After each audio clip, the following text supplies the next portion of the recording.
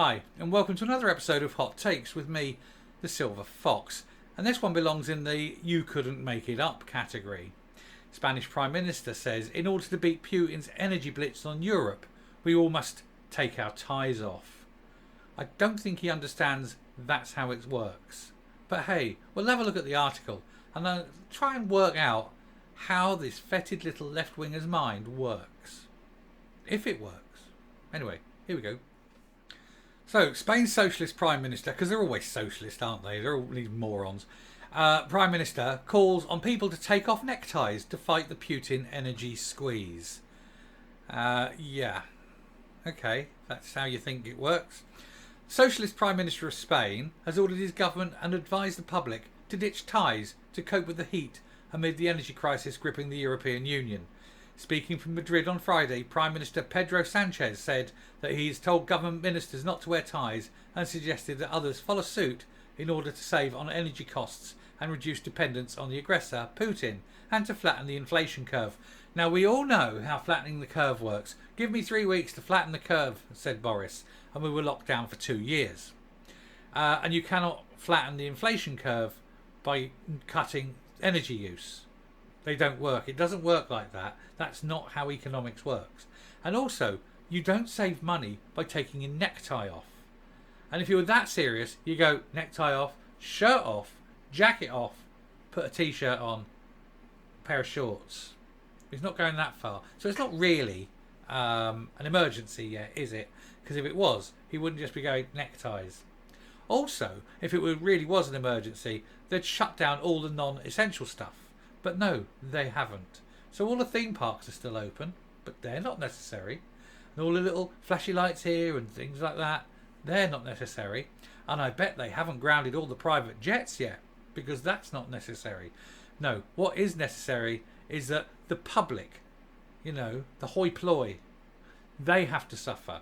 They have to go without air conditioning. They have to go without gas heating in the winter. The billionaires, no, you see, you can't take their planes off them. No, that's not a rule. Because it isn't a climate emergency until that happens. I don't wear a tie, like a doctor. And that means that we can all save from an energy point of view. And I have asked all ministers and public officials, and the private sector as far as possible, that when it is not necessary, they do not use the tie, and this way we will all save. I don't have an electric tie. I don't know how much energy he thinks the tie uses. Spain, which is one of the hotter countries in the European Union, has been struggling to cope with the energy and subsequent inflationary crisis. Well, the energy is not the problem here. The problem here is Germany. All the way, the whole problem for the whole of Europe is Germany. Because Germany went, oh, we're getting rid of this, we're getting rid of this, we're getting rid of that. No more nukes, no more cut. We're going to buy all our gas from the nice Mr. Putin. And so they've done that.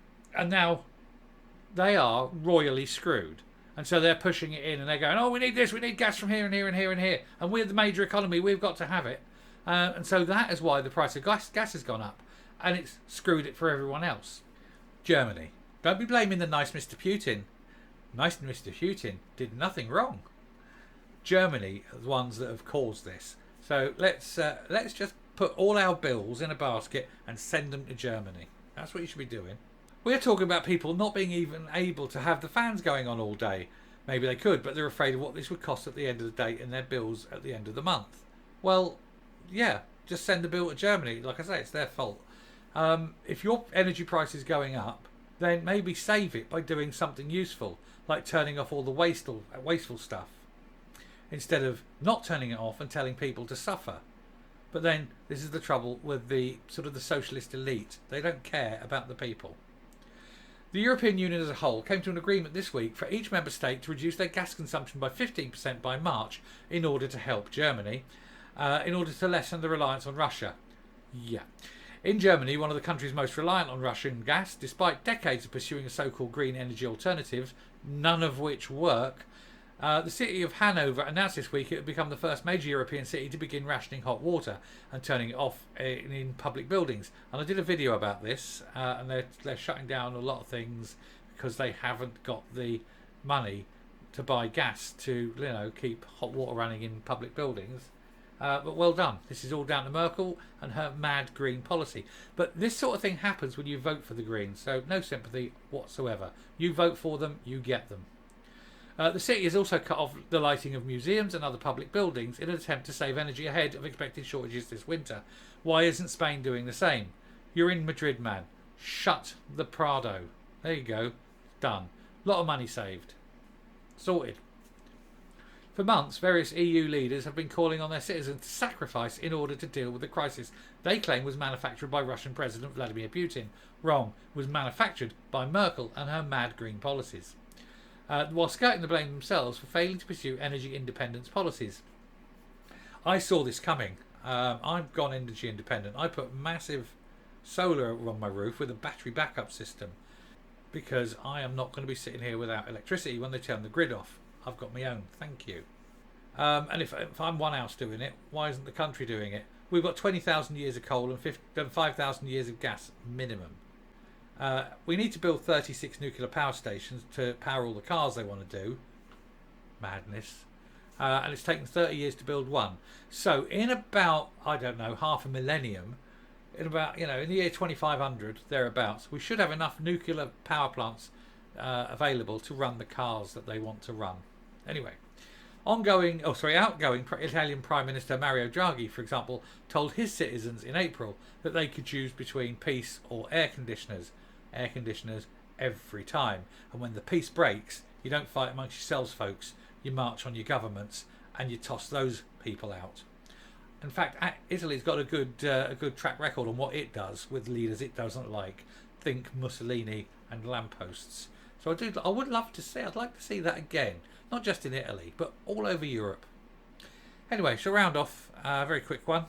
Just saying, apparently the socialists think that if you take your tie off, it's going to save the world. They're mad. One really shouldn't expect much from socialists. We do know how stupid they naturally are.